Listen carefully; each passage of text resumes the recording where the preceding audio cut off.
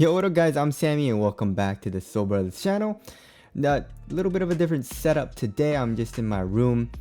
And today we're going to be doing a tier list for Adidas. So the best basketball shoes that you can get from Adidas. We got Adidas right here. And oh, I just noticed that they blurred out this, but we got 4 tiers, guys. So we had got the sexy time. So it wasn't even the sexy, it was SESSI, but it blurred it out for some reason because it's a very bad word. Oh, we got brand black here as an ad, which is kind of funny. But anyways, this is the top tier. We got the sexy time, and then we got good. So it's pretty good. You know, I feel like most people would like it, but there are a few things that I don't like about it. And then we got it's aight. You know, I probably wouldn't play in it that much, but I could probably make it work.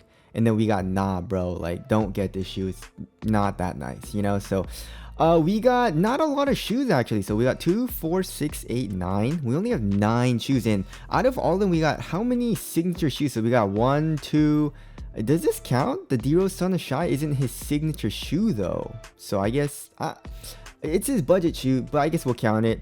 So that's 3, and then Trae Young 4, and then well, that's Dawn Issue. I mean, the Dawn Issue 2 is still on Adidas.com for some reason, so I put it on this list because I just took everything that's available on Adidas.com. Anyways, and then we got the Harden Volume 5. The Harden Volume 6 is coming out soon. And there's really no like the step back isn't on there anymore, like the Harden step back.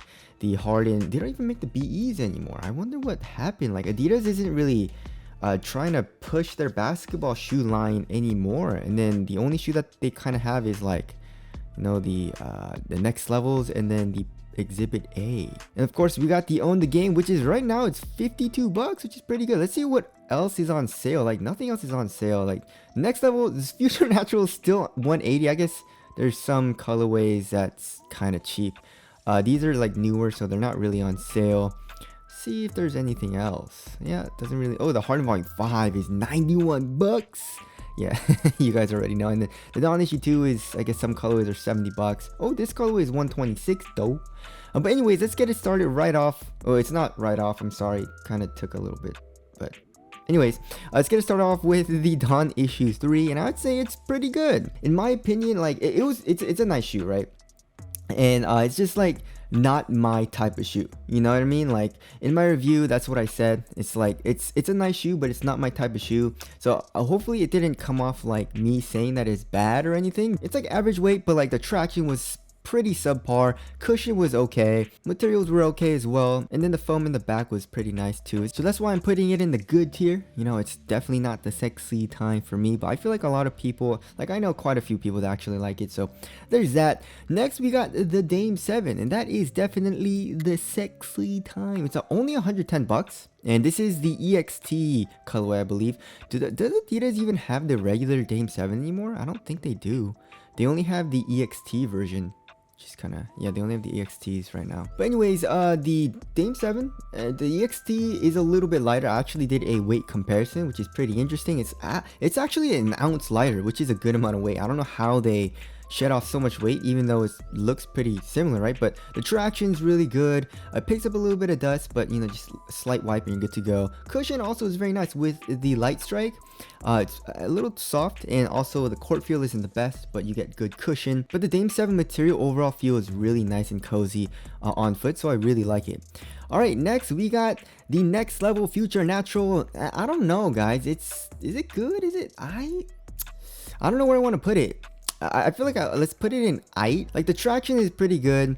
The cushion is pretty good as well. I mean, it's using the same exact setup as the Harden Volume 5, but it is pretty clunky. Like in the heel, you got that nice clunk, which I don't know why I said nice. It's not nice. You know, I don't really like a clunky shoe, like a boot-like shoe. I feel like some people don't mind it, but I don't like it. And it is pretty or actually really heavy. It was like 15-16 ounces if I remember correctly. It's really hard to put on, especially at first. It does break in and it gets a little bit easier to put on, but like if the fit, you know, stretches out, then you're kind of screwed because there's no laces. It's a laceless system. So it's not terrible. but I wouldn't say it's like I haven't really played in it. I actually haven't played in it at all since I reviewed it. So there is the next levels. All right, next we got the D Rose Sona Shy. The Sona Shy is actually pretty damn nice. I'd say it's good. Or maybe even sexy time. I'd say it's somewhere in between there. I'd say it's good. Because usually when I go out and I see the D Roses, I'm like, I don't know. You know, but when I see the Dame 7, I'm like, yo, I really want to play in that shoe. You know, I feel like that's kind of like the differentiating factor between sexy time and the good. But anyways, the D Rose Sona Shy is pretty damn cheap. I believe it's like $100. Really, like just budget shoe, right? Where is it? There we go. It's $100. Oh, this colorway is $70. All right, it's already on sale. But anyways, traction is actually really good.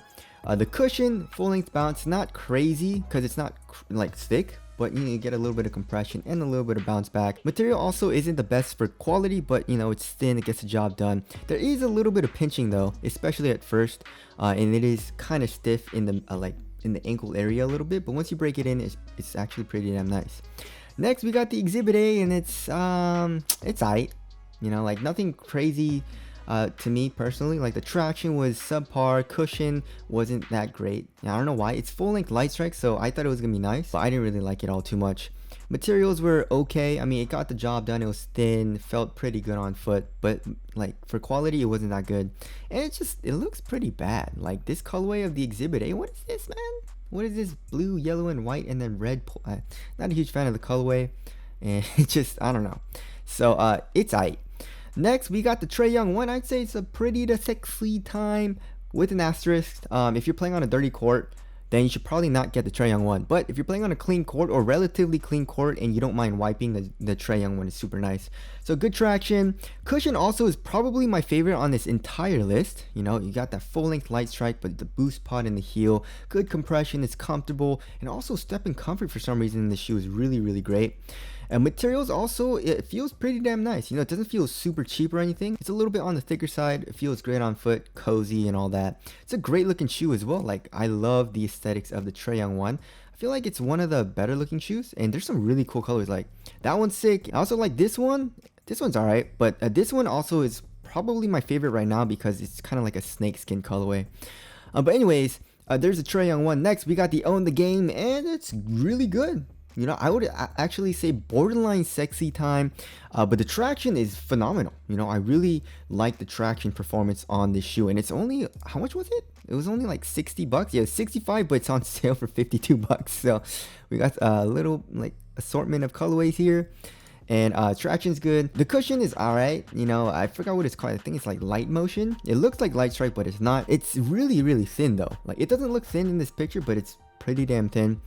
So like impact protection isn't the best, you know, it just feels like a regular EVA. Material is super cheap with the mesh, but it gets the job done. It's thin, so I just put it as good.